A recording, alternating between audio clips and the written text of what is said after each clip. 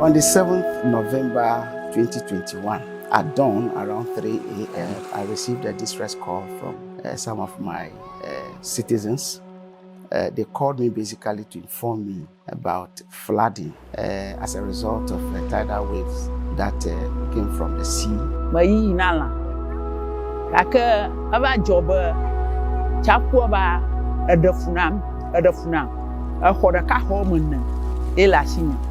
Ye jodo fifia ma yi na la le ma do na chi abana chi o ma sheke na nwo kata enye muza zauna aka chapo ba klo kata ko dwi ni maga kuta para kama no yenye church home o ba momuno hafi mma na jo nyamala ngodo mo ala ba fia ka nya hole chapo gbo nyamanya ba chapo tengo ba afimo Tagba magba ha awusa na maufa mauvofe mawu ha na makara jiba atinwa gano anigba.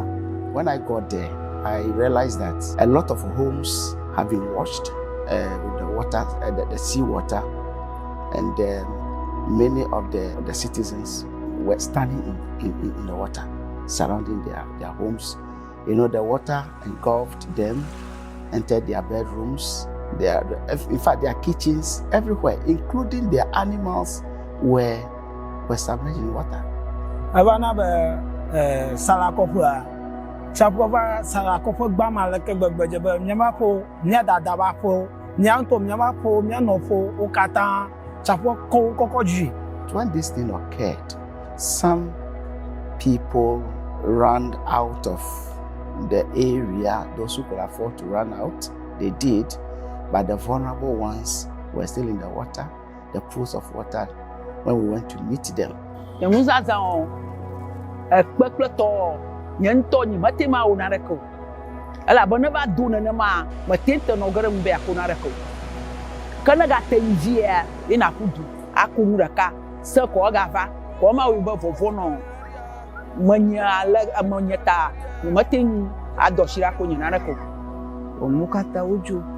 Ko chochi home ma bachi machi chochi home sheji nya gbang ngwe ko ala ban la muhammad lashin na ma nana ka ha choga adara chiarako na pastor manya amang vola do manuto ha makaraji banan nyam le chochi home ka ko nya pastor anya do manuto nyamala chochi home basere gba fio ti amala titi ha nyama ko pipe ti re mo moto shi ma ti ara malema.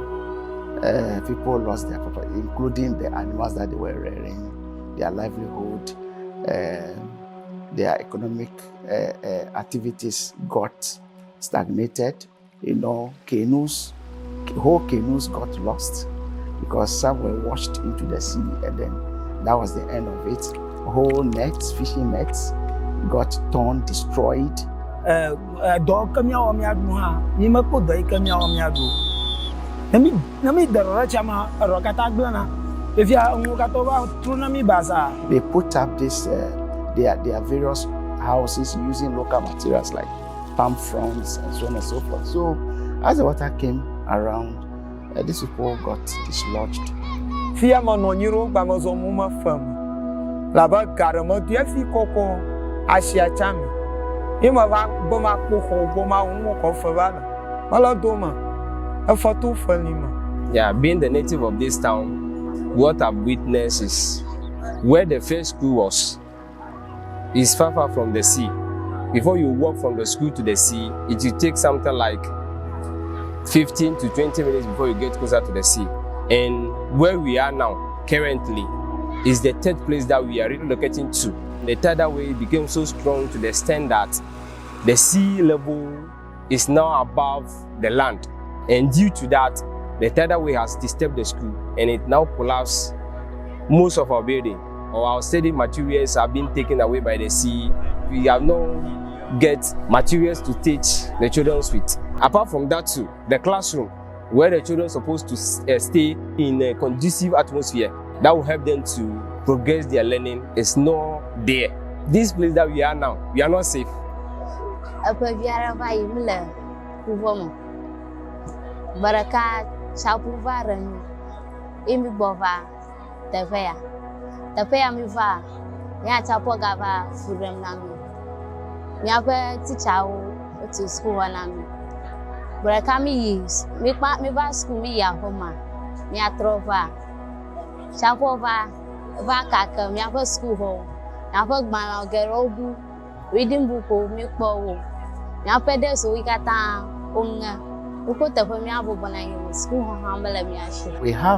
literature from the local people, and we also have people who have talking from their expert point of view.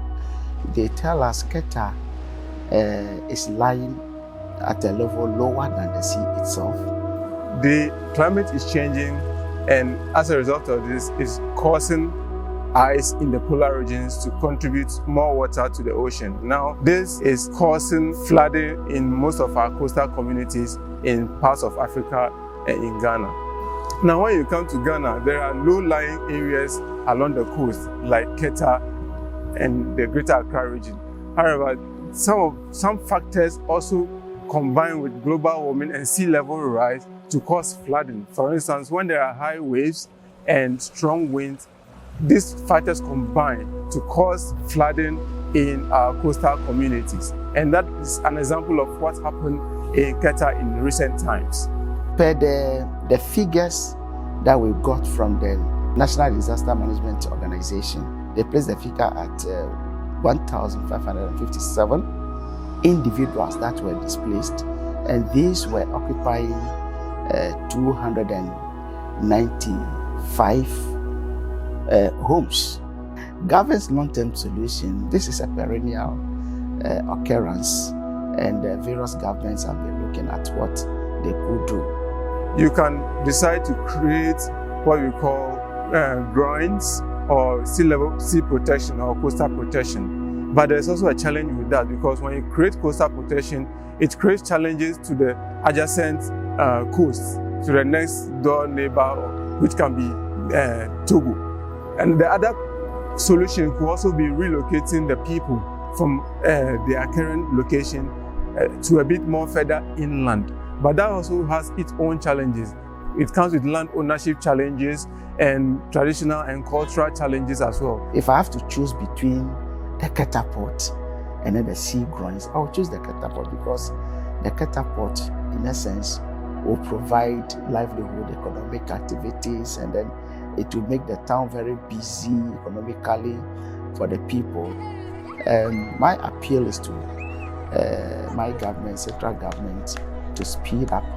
And I am very much encouraged by the way government has attached so much importance to the issue, and then voted a huge sum of money to do feasibility study to see what actually is the way forward for our people. I'm very, very grateful, and I pray that things should be done rapidly to alleviate our suffering.